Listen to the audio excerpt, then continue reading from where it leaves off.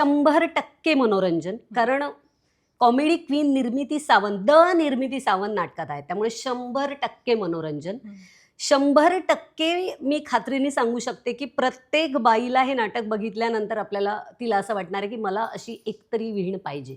हे मी स्टॅम्प पेपरवर लिहून देते. ज्या पद्धतीने ते नाटक प्रथमेश शिवलकरनी लिहिलंय, ज्या पद्धतीने ते राजेश देशपांडेंनी डिरेक्ट केलंय आणि आपले अष्टविनायकचे दिलीप जाधव आणि प्रसाद किंवा आमची टीम, आम्ही सगळ्यांनी मिळून त्याचे नाटक उभं करण्याचा जो प्रयत्न आहे, त्या प्रयत्नामागे हाच काय प्रामुख्याने विचार आहे की हे नाटक प्रत्येक घरातल्या प्रत्येक बाईला वाटावं की आपण असं विहीण झालं पाहिजे किंवा आपल्याला अशी विहीण मिळाली पाहिजे. आणि फार गोड नातं आहे दोन विहिणींचं नाटकामध्ये, ज्यातनं मी म्हणलं तसं निर्मितीताई असल्यामुळे 100% करमणूक आहे, पण एक मेसेज आहे हलकासा जो आपल्याला जाता जाता काहीतरी देऊन जातो. त्यामुळे मी खात्रीने सांगेन की तुम्ही हे नाटक बघाल, पैसे वसूल नाटक आहे. बरं, तुझ्या विहीणबाईंनी नाटक पाहिलं? नाही अजून पाहिलं. ऍक्च्युली तीचे म्हणजे माझ्या सुनेचे वडील प्रयागराजला असतात आणि त्या तिकडे गेल्यात. नाटक ओपन झाल्यापासून त्या तिकडेच आहेत, त्यामुळे त्या आता आल्या इकडे की मी त्यांना घेऊन जाईन. आणि इनफॅक्ट मला ह्या निमित्ताने प्रणाली एक गोष्ट सांगायची. आम्ही नाटकाच्या शेवटी एक काय म्हणू एक अनाउन्समेंट करतो, जी सरप्राईज अनाउन्समेंट आहे. त्यामुळे मी या निमित्ताने या तुमच्या माध्यमातून सगळ्यांना असं सांगेन नक्की की आपापल्या विहिणींबरोबर हे नाटक बघायला जा. एक हलकंसं सरप्राईज आहे. निश्चित, म्हणजे ते सरप्राईज ऐकायला आणि अर्थात बघायला त्याची जास्त मजा येईल. ते लोक ते जातील आणि जसं म्हटलंस तसं. आता पण मला तसंच तेच म्हणायचंय की आता आपण थोडा विषय अजून खोल करत जाऊया नाटकाकडनं. कारण मी तुला जसं ओळखते, तर मी म्हटलं जसं इंडस्ट्रीत प्रसादच्या खांद्याला खांदा लावून तू आम्हाला दिसतेस आणि तू त्या पद्धतीनं जबाबदाऱ्या, आपण म्हणतो ना अर्थात नवरा बायकोमध्ये त्या जबाबदाऱ्या विभागल्या ना की ते बॅलन्स होतं लाईफ आणि ते सगळं होतं. पण आत्ता पहिला प्रश्न मला तुला विचारायचा आहे, आज प्रसादला थोडा आपण बाजूला ठेवूया. पहिला प्रश्न तुला की मुलगी, आई, मुलगी, पत्नी, आई आणि सासू, आता ह्या ज्या 4 भूमिका आहेत ना स्त्रीच्या आयुष्यातल्या, खूप महत्त्वाच्या असतात आणि तितक्याच त्या जबाबदारी वाढवत जातात प्रत्येक टप्प्याला. सो ह्या ज्या तुझ्या आयुष्यातले हे जे 4 टप्पे आहेत याच्याविषयी मला तुझ्याकडनं ऐकायला आवडेल. मुलगी ते आता सासू. याच्यामध्ये एक तुझी स्टेप बोलता बोलता नकळत मिस झाली, ती म्हणजे सून. हो, त्यामुळे मला असं वाटतं हा टप्पा तुम्हाला कळला ना, सुनेचा टप्पा कळला की ऑटोमॅटिक सासूचा कळणार आहे. आणि मी मुलगी पासून विचार तुला सांगते, मी अत्यंत वडिलांची लाडकी होते आणि पूर्वाश्रमीची तू दाते. हो, दाते म्हणजे मंजिरी श्रीधर दाते. Yes, absolutely. आणि मी 2 नंबरची असल्यामुळे वडिलांची लाडकी होते प्रचंड. आणि वडिलांनी मला मुलगी कमी आणि मुलगाच जास्त समजला. मी तशीच होते, जरा धत्तिंग आणि टॉमबॉईशच होते. त्यामुळे मी म्हणेल ते त्यावेळेला जे परवडत होते ते लाड पुरवले गेले. डेफिनेटली फार काही अशी उच्च भ्रूघरातली मी नव्हते, पण अर्थात काय खायला प्यायला कमी नव्हतं. 2 वेळेचं व्यवस्थित खाऊन. वडील जिल्हा परिषदमध्ये होते, आई किर्लोस्करमध्ये होती, त्यामुळे दोघंही नोकरी करत होते. खायला प्यायला व्यवस्थित. तर अशा घरातनं असल्यामुळे ज्या काही किरकोळ माझे हट्ट असायचे तेही पुरवले गेले. माझं लाईफ 360 डिग्री बदललं ते म्हणजे लग्नानंतर. कारण मी ज्या पद्धतीने मुलगी म्हणून वावरत होते ना, ते बदललं. मी अशासाठी म्हणेन की आता आपल्यावर जबाबदारी येणार आहे याची जाणीव एका रात्रीत होते ग. आणि मी तुला सांगते, तो 98 सालचा काळ. आता ती नाही, आता राहिलं नाहीये तसं. आता सगळ्याच मुली किंवा सगळेच मुलाच्या घरचे इतके मिळून मिसळून असतात की कम्युनिकेशन असतं, बॉन्डिंग असतं, आधी फिरतात किंवा एकमेकांशी. पण त्या काळी ना, ते आता आपण सून होणार आहोत याचं गांभीर्य कळेपर्यंत पुढची 2-4 वर्ष निघून जातात आपली ना. सो ते सगळं आणि माझं लग्नही लवकर झालं होतं, त्यामुळे हो, ते मला सांगायचंय. कारण ती यंग सासू आहे, कारण तिचं लग्नच 19व्या वर्षी झालं. म्हणजे आता मी इथे बोलू की नको, कारण तुझ्यात आणि माझ्यात, मला नंतर म्हणलं हिच्यात माझ्यात फार वयाचं अंतर नाहीये. म्हणजे हिचं लग्न खूप लवकर झालंय. हो, लग्न लवकर झालंय आमचं आणि अर्थात पुढचे कार्यक्रमही त्यामुळे लवकर झाले. पण अनुभव माझा मुलगी म्हणूनही अत्यंत ग्रेट होता. आई म्हणून तर अर्थात या नात्याला जगात पर्याय नाही. कितीही कुठलीही नाती आली तरी. त्यामुळे दोन्ही मुलांची आई म्हणून प्रवास उत्तम होता.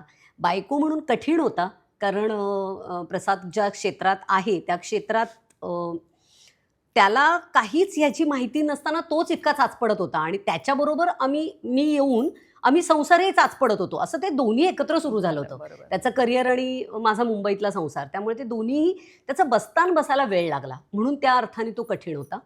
सासू सून म्हणून सून एक सपोर्ट महत्त्वाचा असतो आपल्या नाही, आमचं झालं असं सपोर्ट 100% होता. आमचं झालं असं आम्ही लग्नानंतर एक हार्डली 7-8 महिन्यात मुंबईला शिफ्ट झालो. त्यामुळे मी जी काही तिकडे राहिले तेवढ्या काळात जो काही मला अर्थात त्यांचा सहवास मिळाला आणि मी इकडे आल्यानंतर तो मॉरल सपोर्ट जो होता तो फायनान्शियल कुणीच सपोर्ट करण्यासारखी आमची दोघांची परिस्थिती नव्हती. त्यामुळे आम्ही कमवत होतो आणि आम्ही खात होतो. पण अर्थात मॉरल सपोर्ट होता. एक त्याचे आई वडील असोत किंवा माझे आई वडील असोत, आपल्या पाठीशी चौघं मोठी माणसं आहेत हे अगदीच महत्त्वाचं होतं. आणि तोच थॉट मी डोक्यात ठेवलाय की मी दोन्ही मुलांना, मी आणि प्रसाद अर्थात आम्ही दोन्ही मुलांना सांगितलेलं आहे की जे आयुष्यात करावंसं वाटेल ते करा. करिअरमध्ये जे वाटेल ते, किंवा आता लग्न ठरवताना त्यांनी सांगितलं अशी अशी मुलगी आहे आणि असं असं, तर आम्ही काय म्हणूया उगाचच काहीतरी आडेवेडे घेऊन फाटे फोडून असं काही न करता छान तुम्ही खुश आम्ही खुश ह्या मतावर. त्यामुळे मी म्हटलं तसं की तुम्हाला सुनेचा रोल कळला की तुम्हाला सासूचा ऑटोमॅटिक कळणार आहे. मला काय करायचं नाहीये ह्या कॉन्सेप्ट क्लिअर असल्या ना, मी परत एकदा सांगते, माझा सासू म्हणून प्रवास सुरू व्हायचा आहे. आपल्याकडे आजकाल बघणारे लोक आणि कालचे ट्रोलर्स लगेच सुरू होतील, अहो थांबा अजून चालायत कुठे. तर हो बरोबर आहे, त्याचा प्रवास अजून सुरू व्हायचा आहे. पण तुझ्या प्रश्नाचं उत्तर असं आहे की हो, तो प्रवास माझा आत्ता सुरू झाला आणि मेंटली सुरू होतो अर्थात सुरू होतो. आणि तो मी आत्ता तरी एन्जॉय करते. तो मी आत्ताच्या मुमेंटमध्ये हा प्रश्न असा घेते की मी आत्ता एन्जॉय करते. नाही, आणि खरंच ते एन्जॉयच करायला हवं. आत्ताच्या नाही, कायम तू जेव्हा होशील आणि पुढे जेव्हा तुमचं नातं बहरेल ते एन्जॉय तुला कुठलंही नातं एन्जॉय करायला लागतं. नाही तर कुठलंही नातं कठीण आहे. मग मैत्रीचं सुद्धा, आई मुलगी सून वगैरे ठीक आहे, नाही तर मैत्रीचं सुद्धा तुला एका पॉईंट नंतर 2 पावलं मागे यायचंय तरच तुला 2 पावलं पुढे जाता येणार आहे. आणि हे मी परत एकदा, मी काही तात्विक विचार किंवा बापरे मी कुठेतरी काय म्हणू ज्ञान देते असं नाहीये, पण हीच फॅक्ट आहे. म्हणजे आणि मी खरं सांगते, मग मी 70-75% तरी हे माझ्या आयुष्यात मी आत्मसात केलेलं आहे. बरोबर. मला तर तुला इथे हेच विचारायचंय की जेव्हा आपला काळ होता, आपण सुना होणार ना, तेव्हा आपले सून होतानाचे विचार वेगळे होते, आपल्या एक्सपेक्टेशन्स वेगळ्या होत्या, कारण आपल्या गरजाच कमी होत्या. बरोबर. आत्ताच्या पिढीत किंवा आत्ताचं जर म्हणशील तर जी पिढी आहे त्यांच्या गरजा वेगळ्या आहेत, त्यांचे आपल्याकडून असलेले एक्सपेक्टेशन्स वेगळे आहेत, कारण त्यांचं जग वेगळं आहे. बरोबर. टोटली, कारण इतका बदललंय सगळं. बरोबर. त्यामुळे आत्ता तू काय म्हणतात, येणारी जी सून आहे, अर्थात आपण जनरल ह्याने बोलूया, कारण आपण तू आता त्या विचारात आहेस आणि अर्थात मी पण त्या ह्याच्यातली आहे, त्यामुळे आपण तो विचार तसा सुरू करतो डोक्यात. ओके. सो जनरल ह्याने आपण बोलू. लोकांच्याही अर्थात बोलतात ना की आम्हाला हे अगदी आमच्यासारखं आहे, यांचे विचार अगदी आमच्यासारखे आहेत. सो आत्ता तुझी जी येणारी सून आहे किंवा ज्यांच्या कोणाच्या सुना येणार आहेत, त्या असताना तू म्हणालीस तसं की आपण इथून विचार करायला सुरुवात करतो सासू म्हणून, आणि मग कुठेतरी आपण पॉझिटिव्ह ठेवतो स्वतःला, पण त्या येणाऱ्या सुनेच्याही अपेक्षा असतात किंवा तिच्याही डोक्यात बऱ्याच गोष्टी चालू झालेल्या असतात. बरोबर.